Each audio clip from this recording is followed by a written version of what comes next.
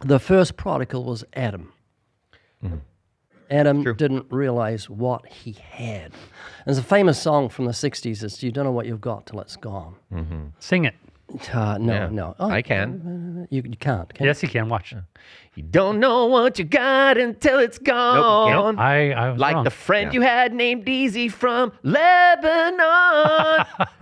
Yeah. That was actually a song. Mark like that one. That was good. Thank you, Mark. That was a really good screech. Thank you. But it was really, Adam didn't know what he had until it was gone. When he fell, he realized what he'd given up. And it was the same with the prodigal son. Yep. He had a relationship with a father that he didn't appreciate. And it's just reminding me, as I was thinking of this morning, how we used to have a bird aviary. It was more complex than the one we've got now. I had a bird aviary in which we had tame birds in a cage that we could see through this window, which had a reflective glass on it, so the birds didn't know we were looking at them. We watched birds that didn't realize we were watching I them. remember that. But on the outside, there were wild birds that would come in and get the food and that. And I often thought, how do my birds that are captive feel about the wild birds? They sometimes look at the sky and think, oh, I wish I could be free. Or look at the trees and think, oh, those birds, those wild birds out there are up in the trees doing their own thing. One day something happened that changed my mind about the whole thing, and it was horrific.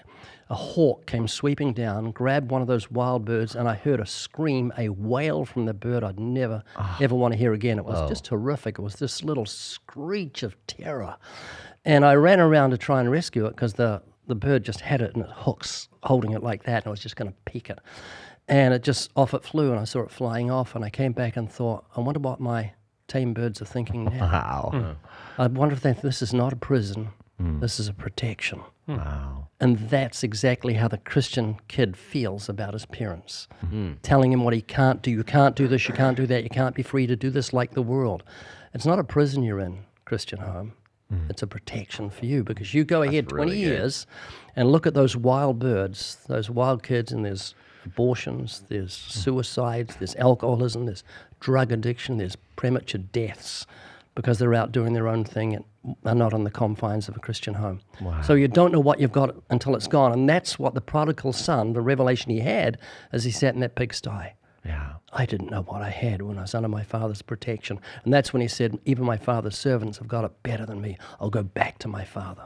This video is part of the Living Waters podcast. To watch full episodes and explore more content that equips you in your faith, visit livingwaters.tv. You can listen to the full episode titled on the screen for free on all major podcast platforms.